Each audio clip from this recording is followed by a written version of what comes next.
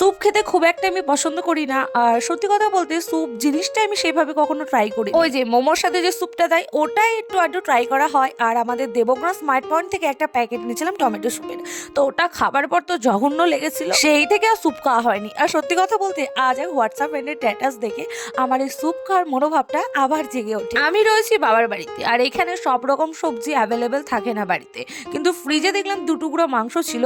আমি সেই নিয়ে আর বাড়িতে যেটুকু সবজি অ্যাভেলেবেল ছিল সেটুকু নিয়ে কিন্তু প্রস্তুতি শুরু করে দিয়েছি। জানি না আদৌ এটা কি স্যুপ তৈরি হচ্ছে, কিন্তু আমি কড়াই এখানে মাখাচুকা করে বসে রয়েছি।